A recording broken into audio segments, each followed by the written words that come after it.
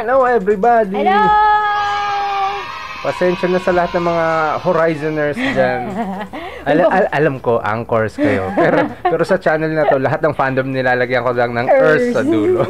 So, pasensya na sa mga Horizoners, yung backlog namin sa inyo, palaki na ng palaki. Oo, parami na ng parami. Kasi nagkaroon ng 16 dance practice, tapos meron pang 1 million days of a miracle. Basta, hindi ko alam eh. Ang dami pang hindi ko pa papanood. Ay, ako. Uy, pero bago tayong mag-react dito sa Horizon 16 music video, congratulations! Oo, congratulations agad kasi naka 5 million na as of making this video. That's right. Yeah. Oh, diba? So, 16. Ito pala yung, 'cause when you're 16... Hindi! Ha? 15 yun!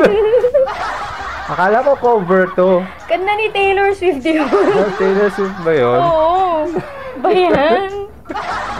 Hindi, ito rin pala yung sabi nila, ano? Debut song nila to. Debut? Oo. Kasi di ba yung may mga songs na sila, di ba? Pre-debut yun. Pero ito talaga yung debut song nila. Ngayon na nasa Korea na talaga sila. So, ito yung all-out debut nila? Yeah. That's right. Okay. So, let's go. Panoorin natin to. Let's go.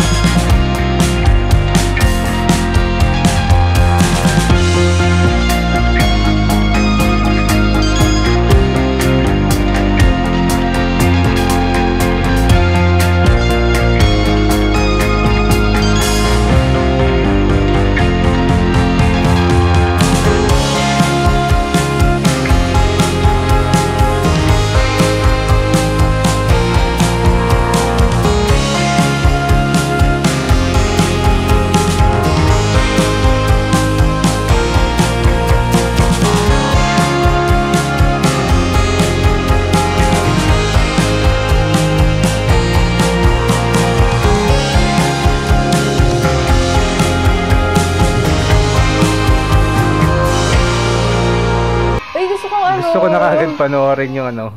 Yung Dance Rapids. Wait lang. Teka lang, mag-relax. Maya, panoorin natin mamaya. Uy, ang ganda! Grabe to ah. Ano? Sobra to. Ang level up! Sabi ko kanina, hindi naman sa parang tinataboy ko na yung yung labi-labi. Parang gano'n na. Grabe, ang ganda nito. Ang ganda nito. Ano kasi, magkaiba sila eh. Oo, magkaiba. So, hindi, kasi kung ang gusto mo, halimbawa yung cute, ganyan, punta ka sa labi-dabi. I mean, sa production value ha. Oo. Pero yung halimbawa sa genre ng kanta, syempre of course personal preference na yun. Magkaiba yun eh. Pero yung dating, ang lakas na dating nito, grabe. Lakas ang dating nito. Ito ang talagang pang debut. Alam mo, tama yung pili nila na ito yung ilagay sa debut kasi ang lakas ng dating ng kanta. Ang lakas ng dating, grabe. Tapos ano siya eh, alam mo parang ang sipag nung gumawa. Oo, yung gumawa nung kanta, yung nag-arrange. Ang sipag nung gumawa nung kanta, yung nag-areglo. Ang daming kung ano-ano ang laro. Napakalaro nung kanta. Oo. Yung after mo mapakinggan ng isang beses, parang gusto mo ulit pakinggan ulit. To understand the flow of the song. Kasi ang daming nangyayari talaga. At saka kada change ng feel ng kanta, iba yung hook eh. Oo. Talagang yung halimbawa, nung parang nagkaroon siya ng quiet part na may la, iba yung dating nun. So parang pagdating doon sa part na yun, makikinig ka. Oo. Pero may naglagay din sila ng part na may kasamang tugtog yun, iba din yung dating Kaya niya. may part ako na parang gusto ko na lang muna i-appreciate mo, i-absorb muna. Nakatunga nga kasi lang. Part 1, ganito nangyari. Part 2, ganito nangyari. Tapos ina-absorb na isip mo. Part 3, ganito ulit. Tapos i-absorb ulit ng isip mo. Tapos after nung kanta, gusto mong balikan at pakinggan ulit. At pagpapakinggan ko ulit to mamaya, gusto ko may lyrics na ako. Oo. Hindi mo naman kasi lahat ma-absorb sa isang pasadahan lang eh. So kung gusto mong ma-appreciate talaga yung kanta, uulitin mo. Tapos pag ulit mo, kuha ka ng lyrics. Para maintindihan mo, ganito. Kasi baka mamaya mali pa rin pagkakaintindi natin dun sa kanta. Kasi kinukuha lang, kumbaga parang sinasabi lang naman natin base dun sa kung ano yung nakikita natin. Reaction lang naman to eh. Kaya nga reaction eh. Initial reaction. Hindi man to review eh. Hindi naman namin ni-research to kasi tsaka papanoorin yun. Hindi naman. As in, paglapag, yan yun. Yan yung impression namin. Pero talaga. Ang ganda. I love it. It's so pop. And it's so debut-worthy. Yung gano'n. Alam mo yun, yung parang sabi na, tunog K-pop. Ano to? Ito yung tunog K-pop. Basta ganun. Basta kung may ganun mang term mo, ano man. Ito yun, oo. Pero ano kasi, teka, rant lang ako ng konti. May konting rant. Kasi itong Horizon, may nagkaroon sila ng recognition na sila yung parang first something eh. Natatanda ba yun? Sa Facebook eh. Oo. Parang may nakita nga akong post na gano'n na parang first nga sila na parang, ano ba?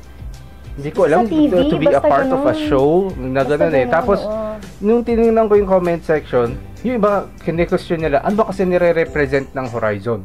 Parang, kasi, hindi naman Pinoy yung mga yun. Ba't Korean yung mga salita nila? Hindi, kasi pasensya na Horizoners ha.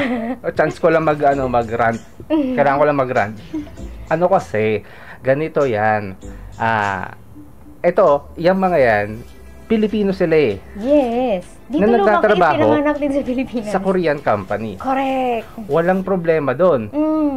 Kung they represent their Korean company, walang problema doon. Yes. It's the same thing na isang Pilipino na nagtrabaho sa ibang bansa, kapag nagtrabaho doon sa foreign company, ganun din yun. Parang yung bawi, OFW ka, Pinoy ka, dito ka ipinanganak, dito ka lumaki, nagtrabaho ka sa ibang bansa, so you work for your foreign company.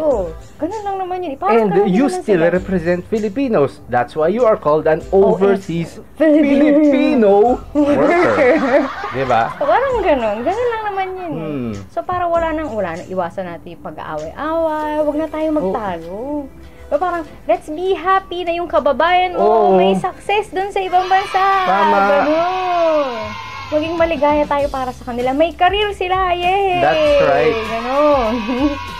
Maganda kaya yun, di ba? Ayaw nyo nun. Meron tayong, di ba? Meron tayong diba? KP-pop, di ba? Hindi kasi nga global pop nga kasi. Ganun ba? Yun ang tawag ng global pop. Pero very happy kami para dito sa Horizon. That's right! Tuloy nyo lang sa pag-abot sa mga bagong Horizon. Tama yan. Naipasok. Reaching new horizons. Ayun. For the Philippines. Ganun! Ayun. Kung nagustuhan niyo yung mga corny kong joke, don't forget to like, share, and subscribe. Tinapos na agad eh. Meron ka ba bang sasabihin? Wala na. Ingat po kayo lahat. Bye-bye.